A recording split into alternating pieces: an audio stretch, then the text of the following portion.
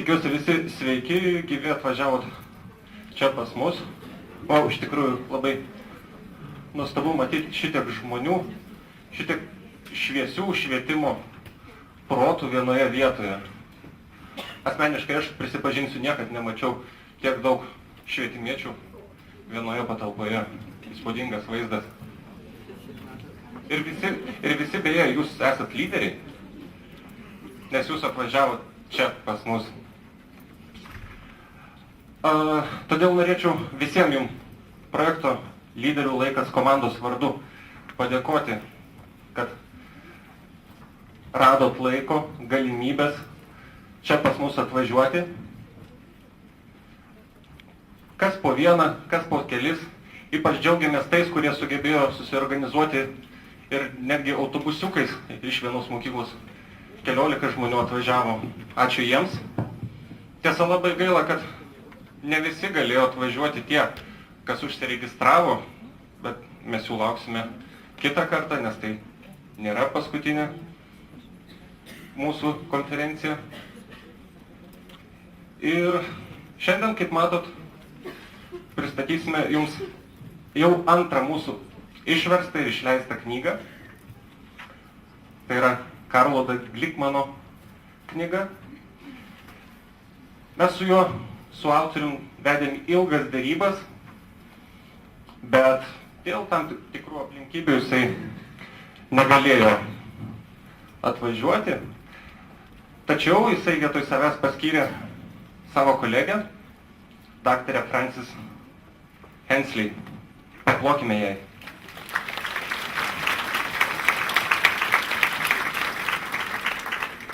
Ir šios dienos programoje, tie, kas žiūrėjote į programą, matėte, kad turėsime 3 sesijas, 3 dalis, kurių metu mūsų viešnia kalbės apie daug įvairių ir labai įdomių dalykų.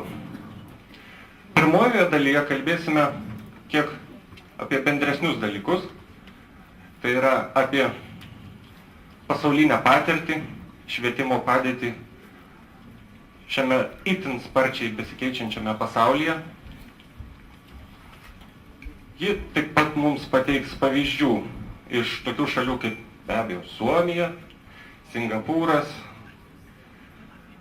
netgi iš vienos iš JAV valstijų Konektikuto.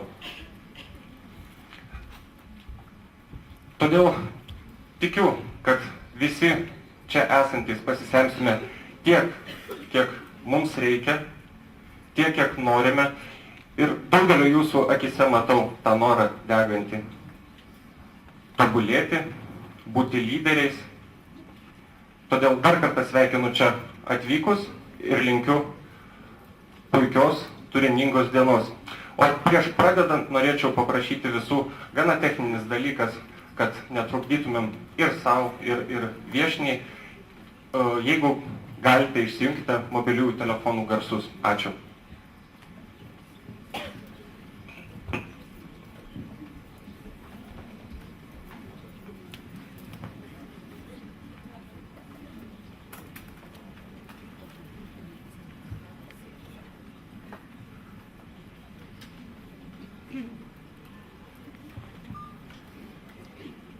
Okay. All right. Thank you. Good morning. Labas rytas. I am very pleased to be here. I have been thinking about this day for about 3 months now. Labai malonu lankytis Lietuvoje. Iš tiesų apie šią dieną, apie šį renginį galvoju jau 3 mėnesiai. My friend Carl and I have been friends and colleagues for about 20 years. I was a classroom teacher in a small school in the rural part of my home state of Georgia, which is in the southern United States. Mes su Carlu Glickmanu, tos knygos, kuri šiandien pristatoma autoriumi, draugai jau 20 metų, nuo pat tų laikų, kai kartu tobulinomės ir mokėmės.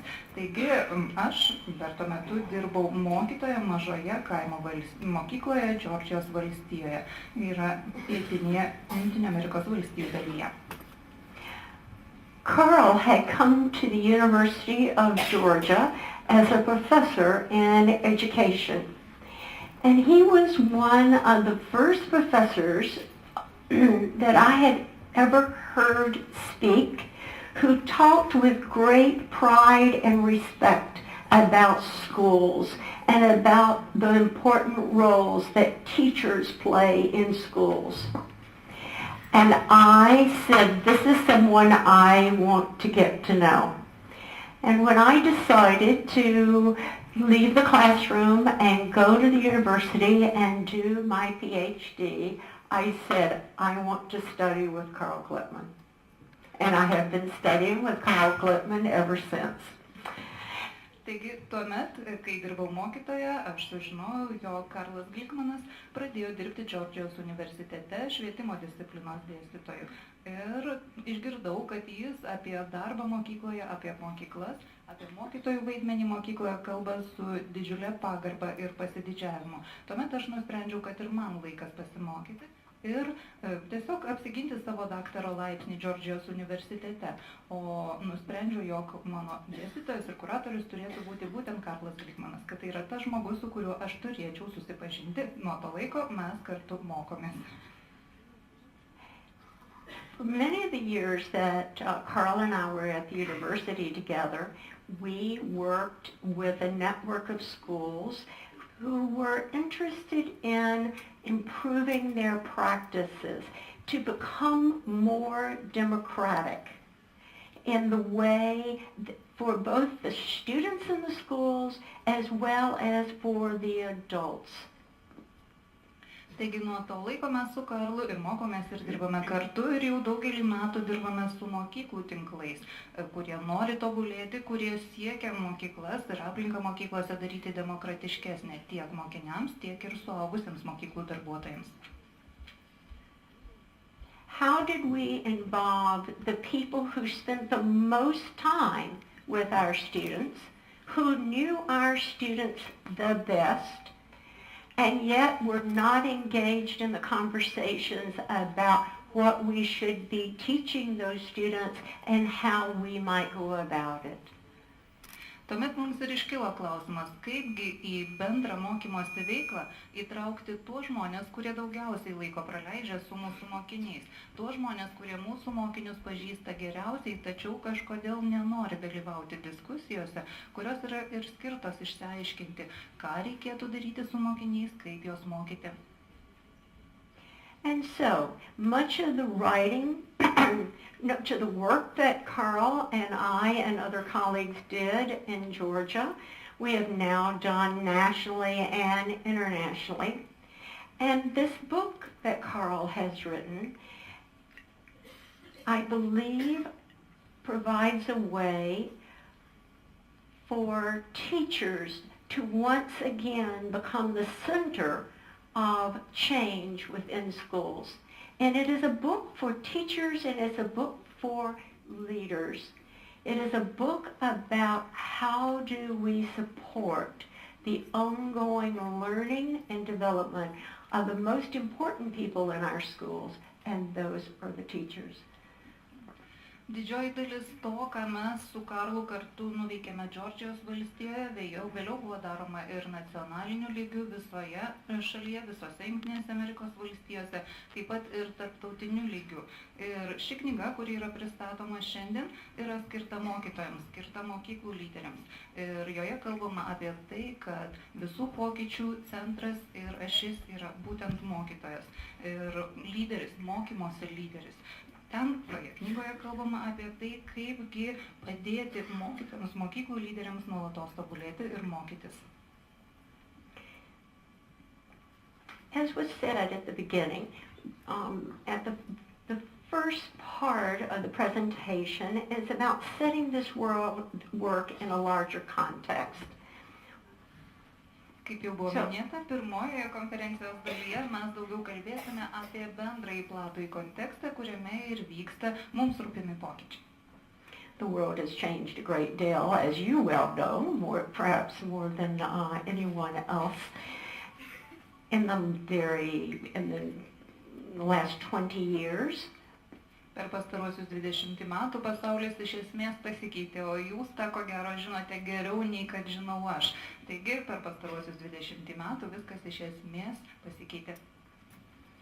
And yet the way we do education has changed very little in the last 100 years. Tuo tarpu tai, kaip mes organizuojame ugdymo procesus per pastaruosius 100 metų beveik nepakito.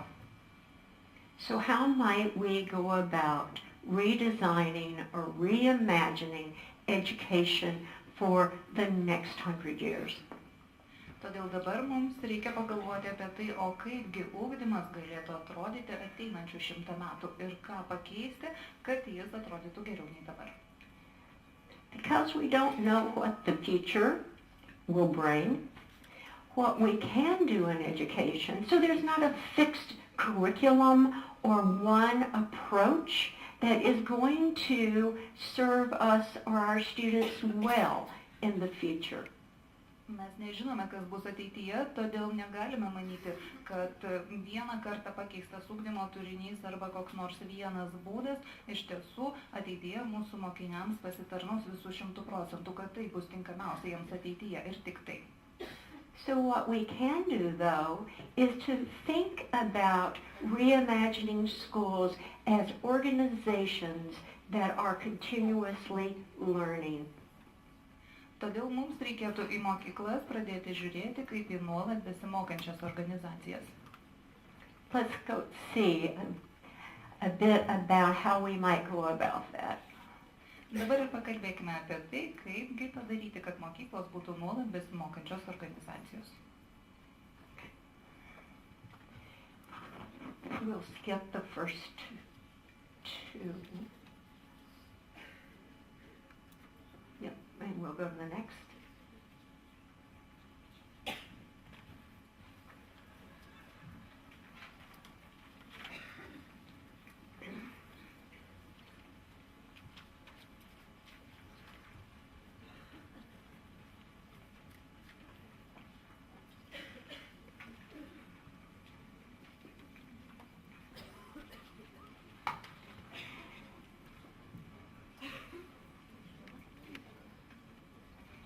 Yeah? Okay. We're getting our technology worked out.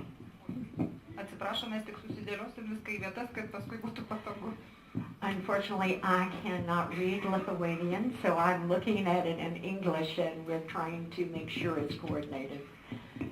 Kadangi viešinė nesupranta lietuvių kalbos, tiesiog stengiasi suderinti skaidres lietuvių kalbą ir anglų kalbą, kad jūs matytumėte tą patį, apie ką jis šneka.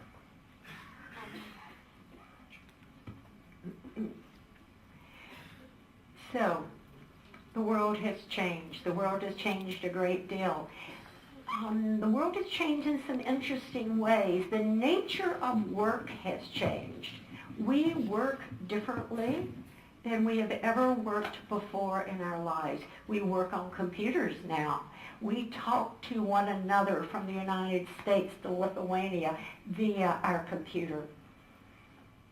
Kaip matote, pasaulis iš esmės pasikeitė. Pasikeitė ne tik pats pasaulis, bet ir tai, kaip mes dirbame. Mūsų bendravimo ir bendradarbiavimo pobūdis pasikeitė. Atsirado kompiuteriai ir dabar jau mes tarp Jungtinių valstijų ir Lietuvos bendraujame kompiuterių pagalba. The top 10 jobs in the United States right now did not even exist 10 years ago.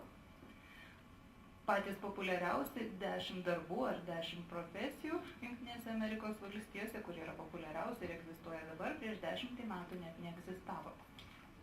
The world has become increasingly smaller and flatter. Pasaulis iš esmės tapo mažesnis ir, jei galima tai pasakyti, plokštesnis.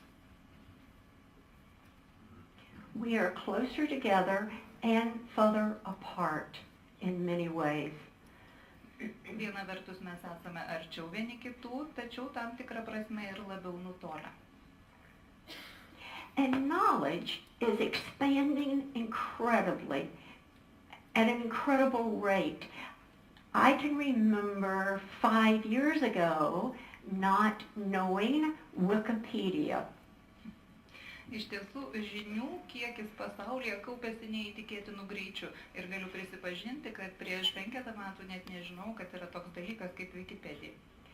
Now, it's one of the first things I look for when I am searching for information. O dabar Wikipedija yra vienas pagrindinių informacijos šaltinių, į kuriuos aš remiuosi tuomet, kai man reikia kokios nors informacijos.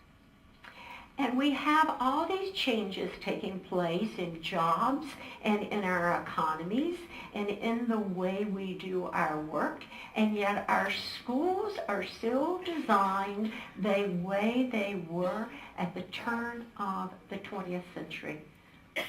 Taigi dirbame mes jau kitaip, mūsų darbo pobūdis iš esmės pasikeitė, ekonominė situacija ir apskritai ekonominė sąranga iš esmės pasikeitė. Ir mes dirbame tokius darbus, kurių nedirbome iki šiol, tačiau mūsų mokyklos tiek tikrai nepasikeitė, jos vis dar panašios į 20 amžiaus pradžios mokyklas. Also socially,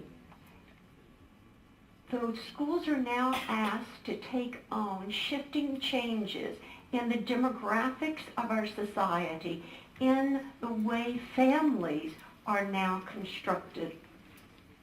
Be to, mokyklos turėtų atsižvelgti ir į socialinius pokyčius vykstančius visuomenėje, taip pat į pokyčius šeimų struktūroje, nes moksleivių, mokinių, kurie ateina į mokyklas, šeimų struktūra šiais laikais yra iš esmės pakitusi. Poverty. Many of our children live in poverty, and poverty has a tremendous effect on their access and their success in school. Nepamirškime ir skurdo. Labai didelė dalis vaikų gyvena skurde ir žinoma, kad skurdas turi poveikio ir vaikų galimybėms mokytis, taip pat ir jų galimybėms sėkmingai mokytis. I looked up some information, not on Wikipedia. I think I looked on the Lithuanian website and found out that there are approximately 22% of the children in Lithuania live in poverty. Pasiieškojau informacijos internete, šį kartą jau ne Wikipedijoje, kažkuriuose iš lietuviškų interneto puslapių ir atradau, kad 22% vaikų Lietuvoje gyvena skurde. Likewise, in my hometown of Athens, Georgia, 20% of the children who live in my hometown live in poverty. Ta pati galiu pasakyti ir apie vaikus gyvenančius Atėnų mieste esančiame Džordžijos valstijoje. Apie 20% vaikų mano gimtajame mieste taip pat gyvena skurde. And many of those children live in households that are led by a single parent and oftentimes a female. Didžioji dalis tų vaikų gyvena tik su vienu iš tėvų, dažniausiai tai mama. Poverty is an important influence on schools and children's success. Children in poverty typically have limited access to school. Nepamirškime, kad skurdas turi labai daug poveikio tiek mokyklų darbo sėkmei, tiek ir pačių mokinių sėkmei, nes mokiniai turi ribotas galimybės mokytis ir ribotas galimybės mokytis sėkmingai. And oftentimes they have unequal access to resources. Labai dažnai tie vaikai neturi tokių pat galimybių naudotis egzistuojančiais ištekliais, kaip kad su skurdu nesusiduriantis vaikai. There is a woman who is a principal of a school in the United States in New York City who serves children who live in poverty. And she says, Norėčiau dabar pacituoti vieną iš New Yorko mokyklų direktorių, kuri dažnai susiduria su skurde gyvenančiais vaikais. Štai ką jis sako. Schooling cannot undo the effects of poverty. She contends, in fact, undoing is not the task.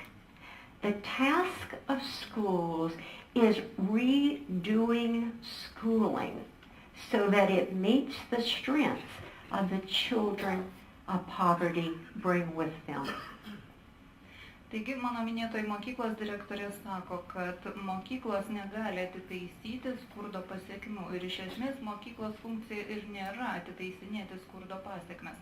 Mokyklos funkcija yra ugdymo procesą pritaikyti taip, kad ir skurde gyvenantis vaikai galėtų geriausiai išnaudoti savo privalumus.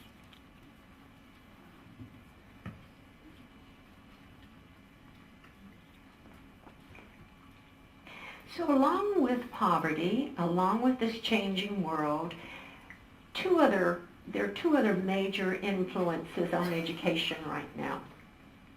Taigi šiame besikeičiančiame pasaulyje švietimo įtakos turi dar du veiksniai. As reform, and the second is an emphasis on testing, and those are oftentimes joined. Vienas iš veiksnių yra standartais grindžiama reforma, o antrasis yra vis daugiau dėmesio skiriama testavimui. Labai dažnai standartais grindžiama reforma ir dėmesys testavimui eina ranka rankon. The standards movement has great promise. Žinoma, kad judėjimas link standartizavimo turėjo labai daug gerų siekių. If students are going to be successful citizens in the 21st century, then they must have opportunity to learn demanding curriculum. Žinoma, kad jei vaikai nori 21 amžiuje gyventi sėkmingai, dirbti sėkmingai, jiems reikia išmokti daugybės dalykų, kurie yra griežtai standartizuotame ugdymo turinyje. And then we must test them so we know what their deficits are and so that we can then correct them. Tai taip pat reiškia, kad pagal griežtus standartus ugdomus vaikus reikia ir testuoti, kad žinotumėme, ar vaikai atitinka mūsų standartus ir keliamus reikalavimus ar ne. And the practice of publicizing scores that children make on these tests by racial identity, age, poverty, can be a powerful tool to make sure that we address the needs of all of our students. Na ir žinoma tai, jog vėliau testų rezultatai yra skelbiami, nurodant ir rasinę mokinių kilmę, taip pat jų amžių ir jų socialinę bei ekonominę padėtį, taip pat gali būti tikrai viena iš labai paveikių priemonių padedančių mums tenkinti mokinių poreikius. But if we're going to approach our schooling in this manner with standard curriculum, widely acknowledged goals for learning, and we're going to test children to see what their deficits are so we can address them. If we are going to do that, then we must also invest in our schools. We must give teachers, provide to teachers the best, the most high-quality professional learning opportunities to learn the curriculum, to take the test data and know how to translate that test data into effective teaching practices to address the needs of those students. Tačiau jei mes vis dėlto nuspręsime remtis griežtais standartais, nuspręsime taikyti ar nusprendėme ir taikome testavimo priemonę, taip pat ir analizuojame ir skelbėme tų testų rezultatus, tai tuomet mes turime ir suteikti atitinkamą pagalbą mokytojams. Pagalbą, kurios jiems reikia, kad galėtų toliau tobulėti savo srityje, kad galėtų toliau dalyvauti profesinio ugdymo procesuose ir kad tie profesinės raidos, profesinio ugdymo procesai būtų kiek įmanoma kokybiškesni, kad mokytojai mokėtų ir žinotų, kaip panaudoti viešai skelbiamus testavimo rezultatus, kaip priemonę toliau mokinių poreikiams tenkinti. But in many schools, that is not what happens. What the standard movement has led to is narrowing the curriculum and leading teachers toward teaching the test, which is oftentimes a multiple choice examination on the most narrow part of the curriculum. Tačiau daugelį mokyklų situacija yra visai kitokia. Pasirinkus griežtą standartizavimą ir testavimą dažniausiai yra susiaurinamas ugdymo turinys. Ir mokytojai mokinius rengia tik tai testams arba tik tai egzaminams. O egzaminų ar testų metu mokiniams duodama pasirinkti vieną iš galimų atsakymų. Taigi ugdymas iš esmės susiaurėja iki rengimo egzaminams ar testams. And oftentimes, what has occurred as a result, rather than helping the very students that the reform movement was designed to help, rather than helping them, it pushes them out of school. Ir nors intencijos ir ketinimai buvo patys geriausi, siekiant standartizuoti ir ugdymo turinį ir įvesti testus, kurie padėtų patikrinti, ar mokiniai iš tiesų išmoksta to, ko mes norėtumėme, vis dėlto tokia reforma padarė tam tikrą prasme ir meškos paslaugą, nes kai kuriuos mokinius išstumė iš mokyklos. As we narrow the curriculum and routinize education, we make education less engaging to our students and to ourselves as educators. Jei siauriname ugdymo turinį, jei elgiamės taip, kaip buvo pasakota iki šiol, mes iš tiesų nepadedame mokiniams įsitraukti į ugdymo procesą. Mes neįtraukiame nei mokinių, nei patys kaip mokytojai į jį, visomis išgalėmis neįsitraukiame. So, no longer one fits all curriculum, no longer one textbook, no longer starting at the beginning and going to the end of a text, no matter where the children are. Taigi iš tiesų nebegalime toliau dirbti taip, kaip dirbame iki šiol. Nebepakanka vieno ugdymo turinio, standartizuoto ugdymo turinio visiems, nebepakanka vieno standartizuoto vadovėlio visiems ir nepakanka vieno standartinio teksto, kurį verstumėme skaityti ar mokytis visus nuo pradžios iki galo. So we're going to pause a moment here and hear from someone else, a non-educator, as it were, to talk about education, though. And we're going to see a clip from a TED video. I think some of you might be familiar with the TED organization. Dabar paklausykime kitų nuomonės, kitų žmonių, Sero Keno Robinso šiuo atveju nuomonės, ir gal kas nors iš jūsų jau matėte šią vaizdo medžiagą, tai yra TED tinklalapyje skelbiama vaizdo medžiaga. We're going to hear an excerpt from a talk that occurred in 2010, and it is given by Sir Ken Robinson, who is a world-renowned expert in creativity and innovation. Taigi dabar išgirsite dalį paskaitos, kurią 2010 metais skaitė Seras Kenas Robinsonas. Seras Kenas Robinsonas yra kūrybingumo ir inovatyvumo ugdymo specialistas. The video begins a few minutes into the talk, and he is going to actually begin with a quote from Abraham Lincoln, who was one of the first presidents of the United States. Not one of the first, he was a president of the United States.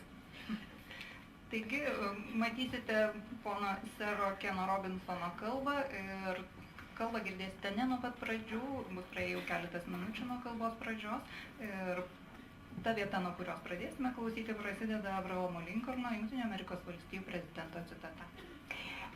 This video has subtitles in Lithuanian. Šiame videoklipe matysite ir subtitrus lietuvių kalba, jei skaitysite. And Diana tells me they are very good quality. Patys subtitrai iš tiesų yra geros kokybės, tačiau tikiuosi, kad įskaitysite. All right, so let's hear what Ken Robinson has to say about the effects of schooling. Taigi paklausykime, ką mums... It's been great, hasn't it? I've been blown away by the whole thing. In fact, I'm leaving.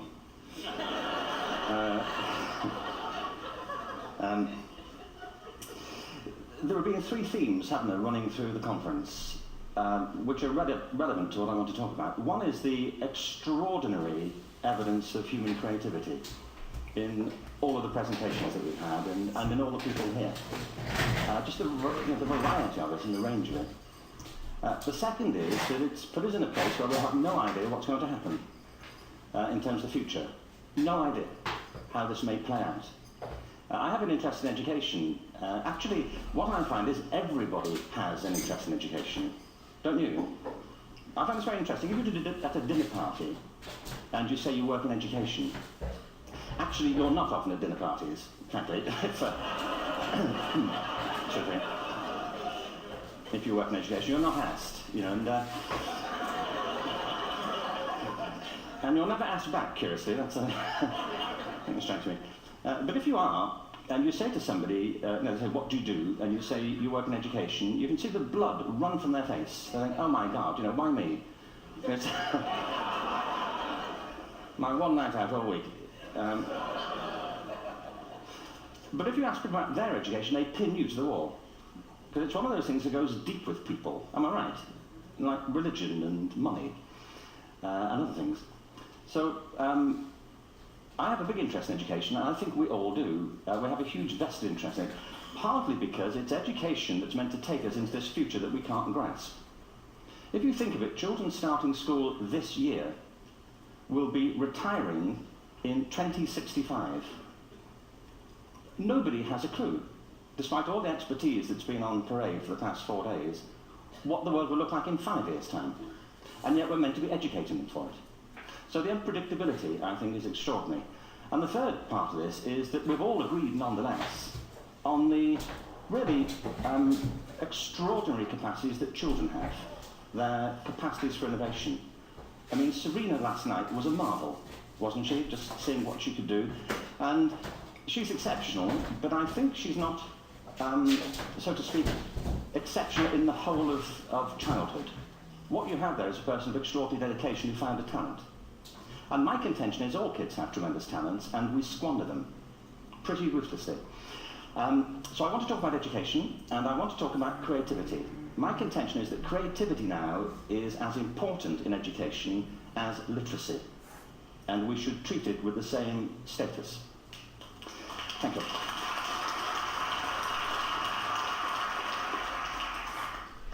That was it. Thank you very much. So, 15 minutes left. Well, I was born... No, I had a great story recently. I love telling it, of a little girl who was in a drawing lesson. She was 6, and she was at the back drawing, and the teacher said, this little girl hardly ever paid attention. And in this drawing lesson, she did. And the teacher was fascinated. She went over to her and she said, what are you drawing? And the girl said, I'm drawing a picture of God. And the teacher said, but nobody knows what God looks like. And the girl said, they will in a minute.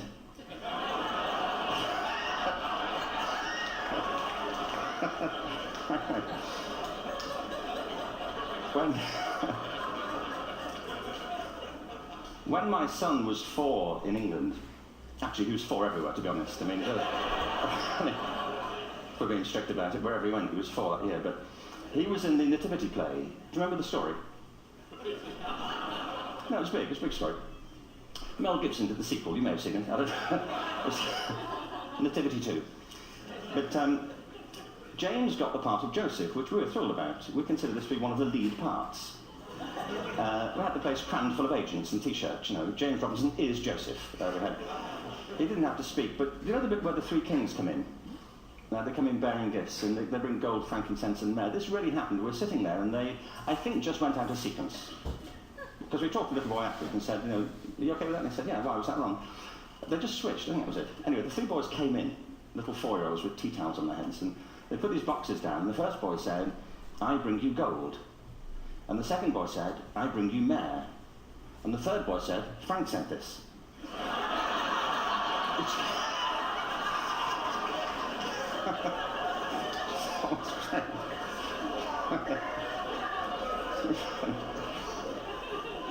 What these things have in common is that kids will take a chance.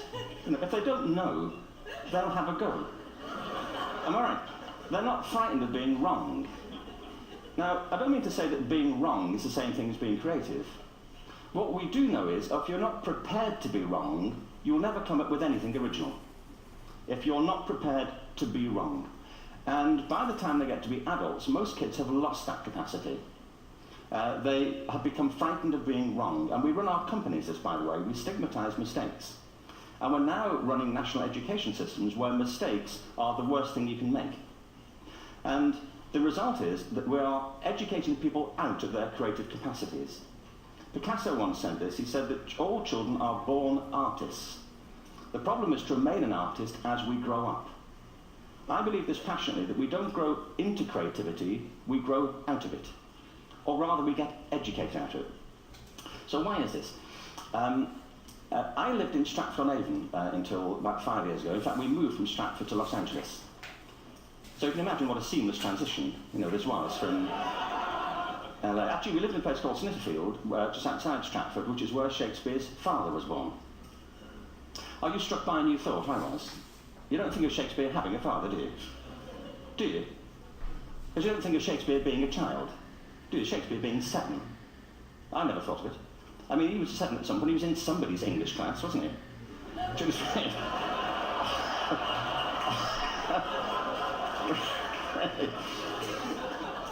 How annoying would that be?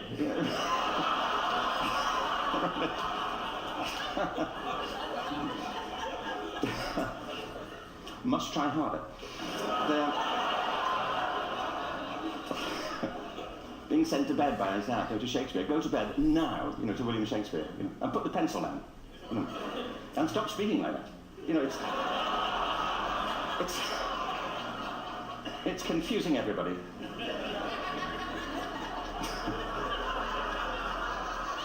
Anyway, we moved from Stratford to Los Angeles, and I just want to say a word about the transition. Actually, my son didn't want to come. I've got 2 kids. He's 21 now, and my daughter's 16. He didn't want to come to Los Angeles. He loved it, but he had a girlfriend in England. This was the love of his life, Sarah. He'd known her for a month. Mind you, they'd had their 4th anniversary, because it's a long time when you're 16. Anyway, he was really upset on the plane. He said, "I'll never find another girl like Sarah." And we were rather pleased about that, frankly, because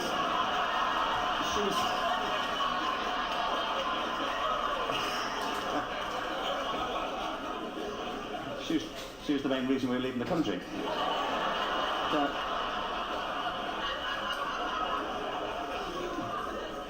But something strikes you when you move to America and when you travel around the world. Every education system on Earth has the same hierarchy of subjects. Everyone, doesn't matter where you go. You'd think it would be otherwise, but it isn't.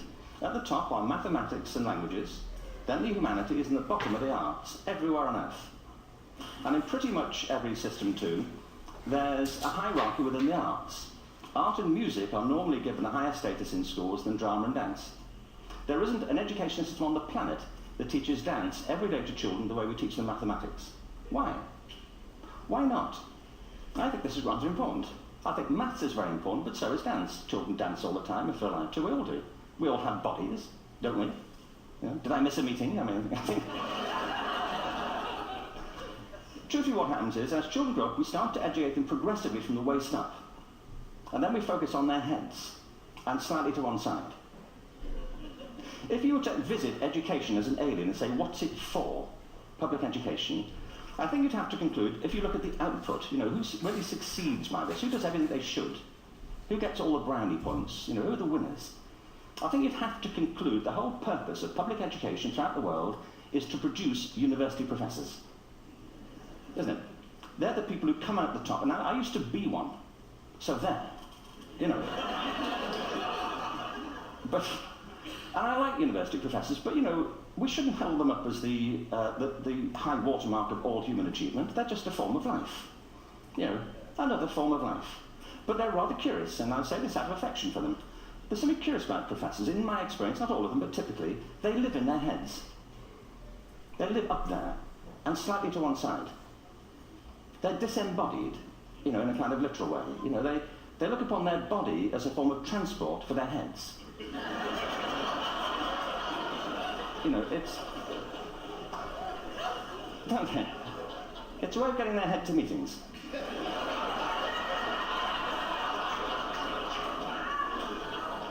If you want real evidence of out-of-body experiences, by the way, get yourself along to a residential conference for senior academics and pop into the discotheque on the final night. And There you will see it. Grown men and women writhing uncontrollably. Off the beat.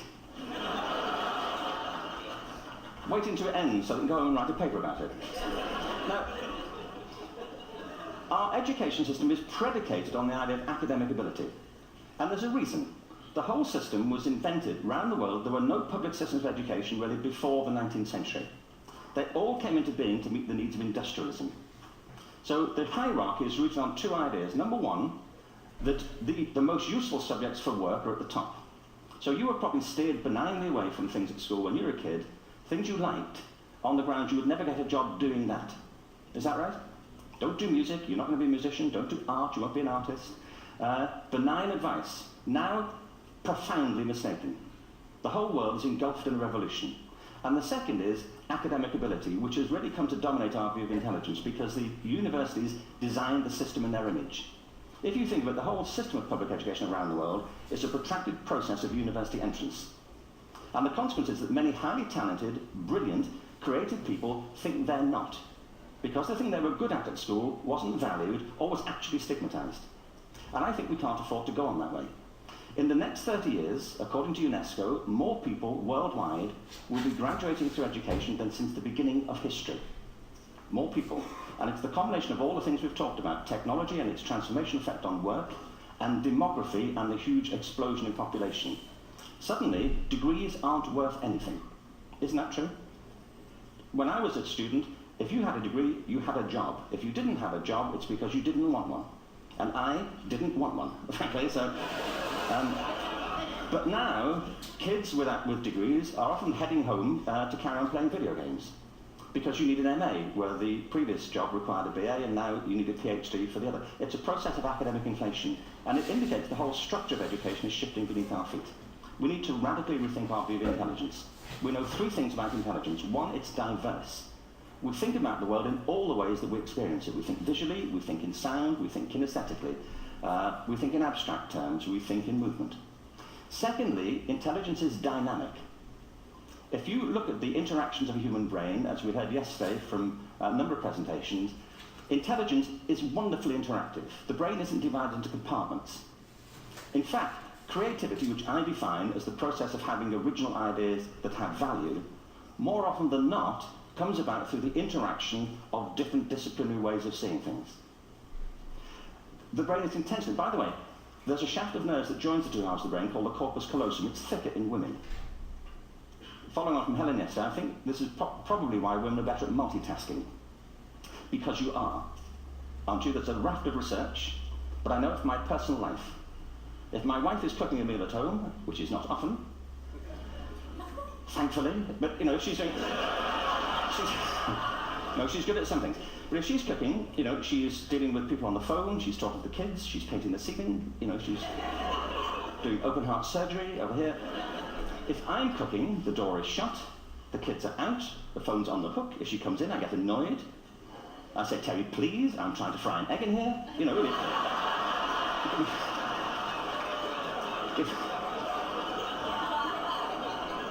Give me a break. Actually, there was do you know that old philosophical thing? If a tree falls in a forest and nobody hears it, did it happen? Remember that old chestnut? I saw a great T-shirt really recently which said, if a man speaks his mind in a forest and no woman hears him, is he still wrong?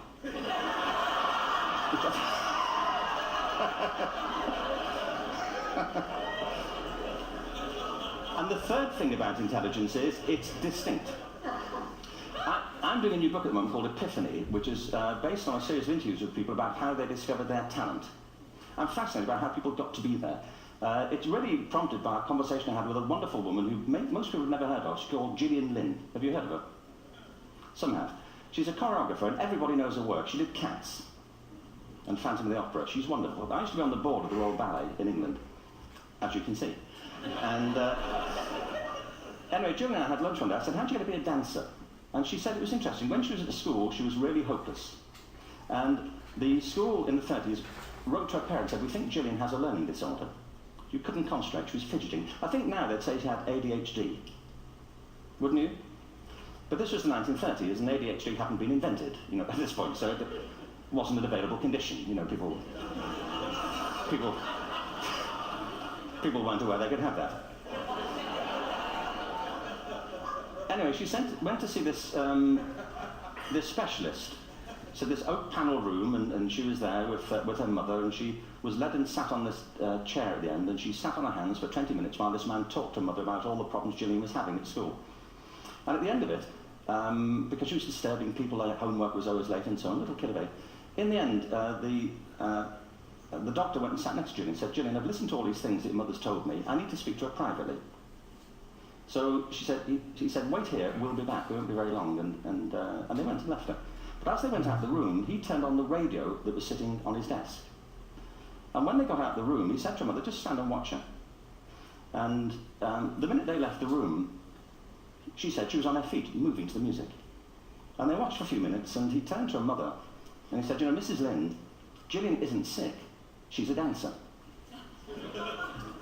Take her to a dance school. I said, what happened? He said, she did. I can't tell you how wonderful it was. We walked in this room, and it was full of people like me. People who couldn't sit still. People who had to move to think. Who had to move to think. They did ballet, they did tap, they did jazz, they did modern, they did contemporary. She was eventually auditioning for the Royal Ballet School. She became a soloist. She had a wonderful career at the Royal Ballet. She eventually graduated from the Royal Ballet School, found her own company, the Gillian Dance Company, met Andrew Lloyd Webber. She's been responsible for some of the most successful musical theatre productions in history.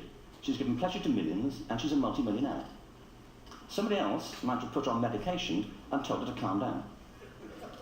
Now, I think...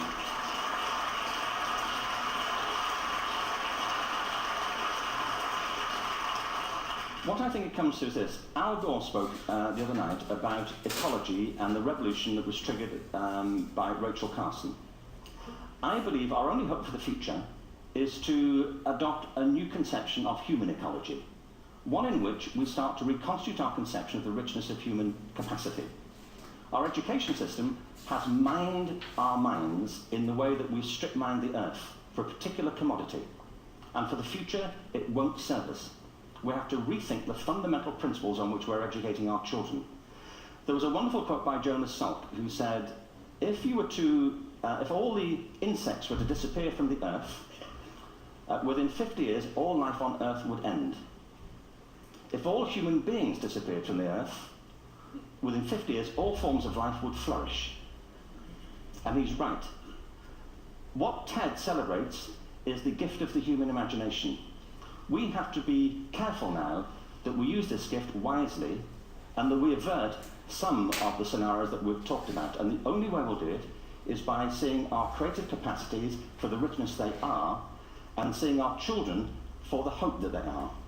And our task is to educate their whole being so they can face this future. By the way, we may not see this future, but they will. And our job is to help them make something of it. Thank you very much.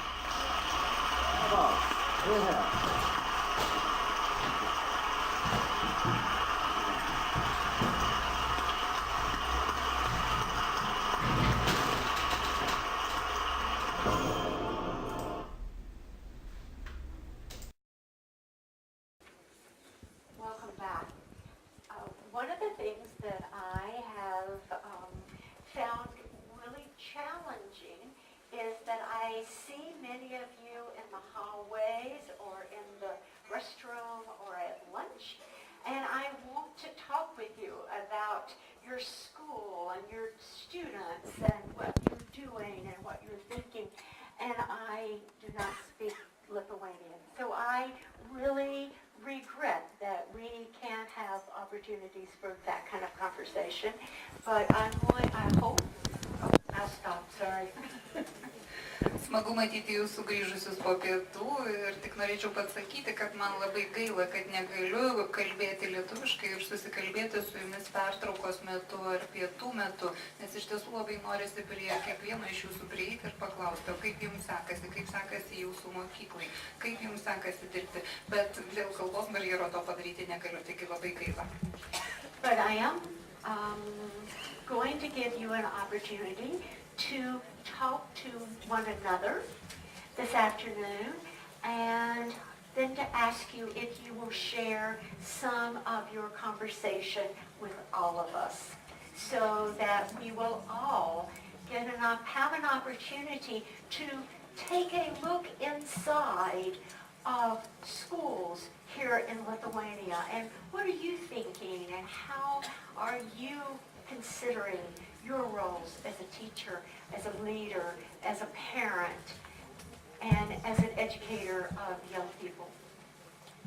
Tačiau šią popietę turėsite galimybę pasikalbėti tarpusavyje ir aptarti kai kuriuos iš jums rūpimų klausimų su savo kolegomis. Taigi kartu pažvelgsime į mūsų mokyklas iš vidaus ir pagalvosime, koks tai yra mūsų kaip mokytojų, kaip lyderių, kaip tėvų vaidmuo mokyklose. We're going to spend the afternoon talking around the ideas that are in Carl's book. Šią popietę skirsime šiandien pristatomoje knygoje išdėstytoms idėjoms. We're going to go to slide 29. This one? No, the next one. We're going to skip that one. Just to say, there are some slides in your packet that we are not going to use, and there are other slides that are here that are not in your packet. This was an evolving project, and as I met with each person since I've been here, I came to understand the presentation slightly differently, and Norėčiau tik pasakyti, kad kai kurių iš jums padalintų skaidrių mes šiandien neanalizuosime, o kitų, kurias matysite ekrane, galbūt net nėra jums išdalintoje medžiagoje. Taip yra todėl, kad šis projektas yra tikrai gyvas ir organiškas ir daug kas keitėsi, kalbantis su žmonėmis prieš šią konferenciją. And as a teacher, I changed my lessons. Taigi aš kaip mokytoja pasikalbėjusi daugiau apie auditoriją, nusprendžiau pakeisti pamokos planą. To adjust to the needs of my audience. Kad prisitaikyčiau prie auditorijos poreikių. So we are going to spend the afternoon talking about teaching and teachers and supporting teachers as learners. Šią popietę kalbėsime apie mokytojus, apie mokymo veiklą, taip pat kalbėsime apie tai, kaip galėtumėme padėti mokytojams. And we're going to begin by thinking about that one teacher in your life that really made a difference for you. When you think about your education career as a student, who is that one teacher that you always think about? Pradėkime štai nuo tokio pamąstymo. Pagalvokime ir prisiminkime mokytoją, kuris iš tiesų turėjo įtakos jūsų gyvenimui. Ar tai būtų iš mokyklos ar iš universiteto, nesvarbu, tiesiog koks tai būtų žmogus, koks mokytojas turėjo įtakos jūsų gyvenimui. This is the teacher that made a real difference in your life. Perhaps it's the person who influenced you to become a teacher. Gal tai buvo mokytojas, kuris paskatino jūs rinktis švietėjo darbą. So we're going to take a few moments, and if you were going to write that teacher a letter, what would you say to her or him about their influence? Prisiminkite tą žmogų, o vėliau atsakykite į klausimą. Jei dabar turėtumėte galimybę tam mokytojui ar mokytojai parašyti laišką, kokį vieną svarbiausią dalyką norėtumėte jam pasakyti apie tai, kaip jis pakeitė jūsų gyvenimą.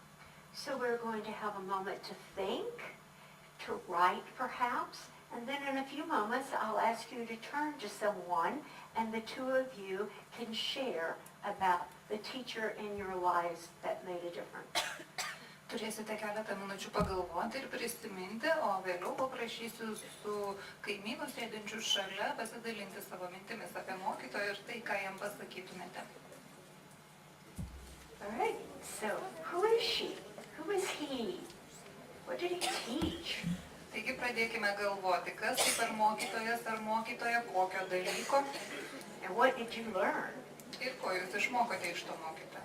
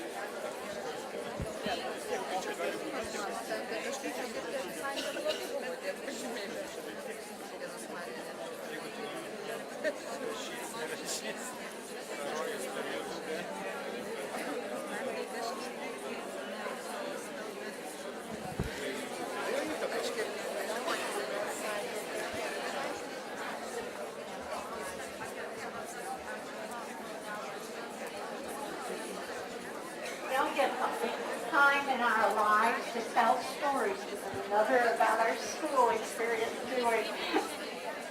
Žinoma, jei norėtumėme papasakoti visą savo patirtį iš senų laikų, iš mokyklos, prireiktų viso gyvenimo. So, who would share something that really came up for you when you talked about when you thought for yourself and then talked with a colleague about a teacher that made a difference? What's something that really struck you, that really seemed to be important? Kas norėtų pasidalinti savo mintimis, atėjusiamis į galvą, mąstant, koks tai galėtų būti mokytojas, turėjęs įtakos mano gyvenimui, taip pat ir dalyjantis savo patirtimis su kolega apie pačius svarbiausius dalykus, kurie keičia mokinių gyvenimą. Kas norėtų pasidalyti su visais?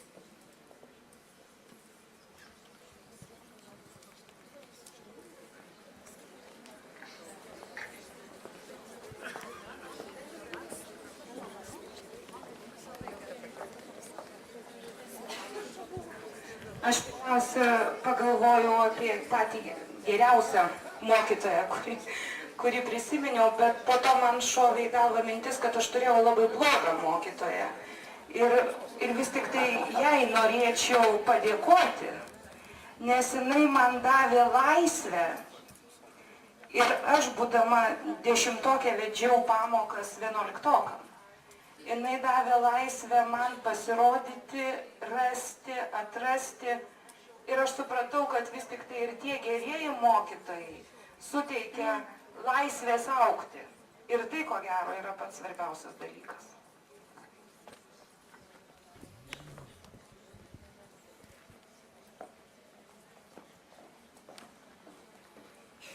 How about someone else?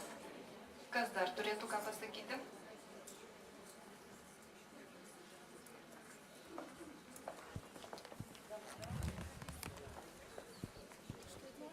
Su kolegė diskutavo ir nutarėme, kad geriausias mokytojas tai turėtų būti vyras, matematikas, charizmatiška asmenybė, kuris neveda pamokų, kaip po tokių pamokų su visom dalim, o tiesiog moko. Jis atsižvelgia į kiekvieną vaiką, jisai neturi pamokos struktūros, bet jis tiesiog rezultate gaunasi puikia asmenybė iš to vaiko. Tokia panaši kaip jis ir geros žinios. Štai ir visas geras mokytojas.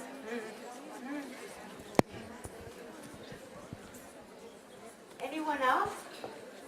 Gal dar kas norėtų pasidalinti mintimis? Okay.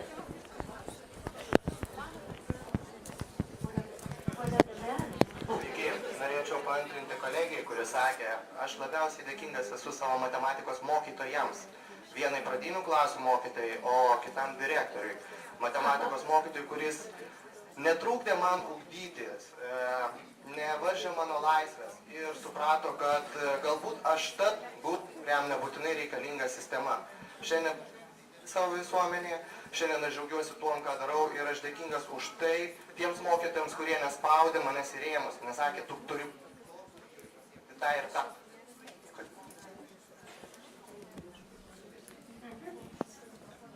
So it sounds to me like one of the characteristics that some of us, a characteristic of our favorite teacher that some of us bring is, remember, is not unlike what Ken Robinson talked about what we need to do is create places where children get to play out and live out their passions and their dreams. Klausantis jūsų pasisakymų, Tiesiog peršasi išvada, kad vienas iš dalykų, kuris yra labai svarbus ir kurį minėjo ir seras Kenas Robinsonas savo kalboje, yra tiesiog sudaryti sąlygas mokiniams, kur jie galėtų įgyvendinti ar išbandyti savo idėjas, kur jie galėtų tiesiog pasireikšti ir rodyti savo iniciatyvą. So now I'd like for us to take a moment and think about that question in a slightly different way. Dabar norėčiau šiek tiek performuluoti klausimą ir paprašyti jūsų pagalvoti šiek tiek kitų aspektų. If one of our students were to write a letter about me, if one of my students were to write a letter about me as a teacher, what might that student write? Jei mano mokinys rašytų laišką apie mane arba man mokytojui, ką jis tame laiške parašytų? What do you think your students will recall about being in your classroom? Kaip manote, ką jūsų mokiniai prisimins iš jūsų pamokų? Take a few minutes to think about that and to talk to your colleagues about that question. Vėlgi keletą minučių pagalvokite kiekvieną savo, o paskui pasidalykite mintimis su kolega.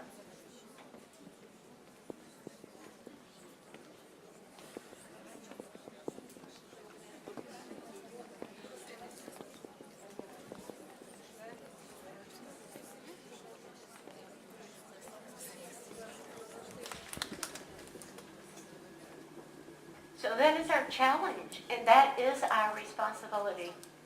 To produce creative, happy, well-educated citizens of our democracies.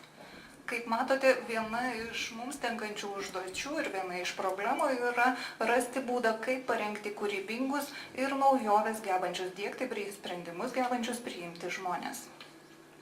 So we will end where we began with Carl and Carl's book. Kągi tiksliau baigsime tuo, nuo ko ir pradėjome, tai yra baigsime Carlo Glickmano knygos citata. So how does one teacher get better? Kaip galima pagerinti savo mokymą? What happens that increases student learning? Kas atsitinka, kad mokiniai pradeda geriau mokytis? As we have asked ourselves these questions and looked at teachers, classrooms and schools, Uždavę savo šios klausimus ir pažvelgę į mokytojus, pamokas ir mokyklas, we now perhaps have a better set of knowledge, skills, practices and tools, and perhaps understandings. galbūt įgijome daugiau žinių, įgūdžių, praktikos, priemonių ir suvokimo. At the beginning, I wrote that the answer is really quite simple. Knygos pradžioje rašiau, kad atsakymas į šios klausimus yra ganėtinai paprastas. As teachers, we have to step out of the privacy of our own work and publicly open ourselves to the critique of others. Mes kaip mokytojai turime atsisakyti dirbti vien tik už uždarų durų ir atsiverti kritikai. Ultimately, the job of all educational leaders is to help me as a teacher excel with my students.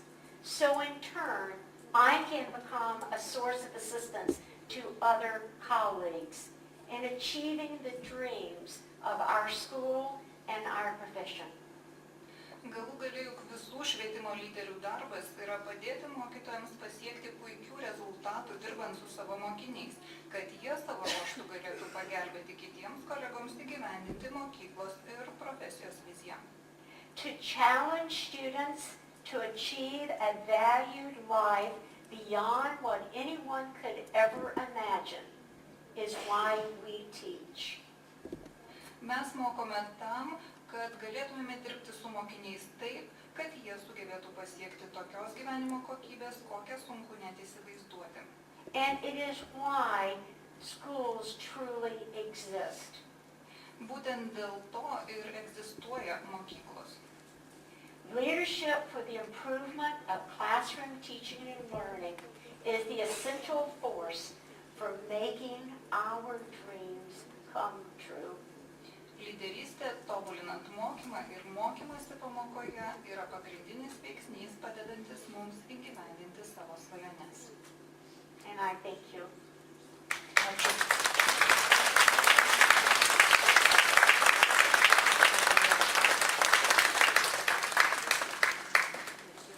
Dėkojame mūsų viešniai už jos mintis, už jos laiką skirtą mums. O mes visi dėkojame jums, kurie sugebėjo čia ištverti iki pat galo, skyrė savo jėgas, dėmesį, laiką, mintis, idėjas ir buvo čia kartu su mumis. Pabaigai aš prisiminsiu tokią trumpą. Mes vakar su Francis buvom susitikę ir su veido žurnaliste pasikalbėti, žurnalistė interviu ėmė. Ir pokalbio metu tokia buvo mintis iškelta, kad žiniasklaida Lietuvoje švietimu nelabai domisi. O žurnalistė labai taikliai atsakė. Sako, man atrodo, kad Lietuvos žiniasklaida ir apskritai pasaulio žiniasklaida apie švietimą yra prirašiusi tiek ir tiek, kad jau nelabai yra ką ir berašyti. Sako, jeigu tie, kas dirba švietime, švietimo darbuotojai, padarytų tai, ką jie sako kasmet, kas pusmetį, kas mėnesį, tai tuomet žiniasklaida turėtų rašyti ir turėtų užmiršti visas kitas temas. Rašytų vien tik apie švietimą. Tai aš linkiu, kad nuo šiandien, nuo dabar visi mes pradėtumėm daryti tai, ką sugebam geriausiai ir pamatytumėm, kokie rezultatai bus kitais metais, kada vėl susitiksime ir galbūt netgi greičiau susitiksime, nes dar nusimato viena konferencija, irgi knygos pristatymas. O apie ateitį, apie kitus dalykus noriu pakviesti pakalbėti mūsų projekto vadovę Rasą Šnipieną. Sveiki, mėlyje. Dėkui visi. Kai sakau dėkui, tai man yra sudėtinga. O kai informaciją sakau, tada aš esu labai rami ir emocionaliai labai stabili. Taigi, informacija. Mūsų klausia žmonės, kur gauti skaidres, kur atsispausdinti, nes galbūt naudosis, nes popierinis variantas gal ne tiek yra patogus naudoti, sakykime, ir panašiai. Taigi, absoliučiai visa informacija yra, tuoj mes parodysim kur. Tai yra lyderių laiko internetiniai svetainiai.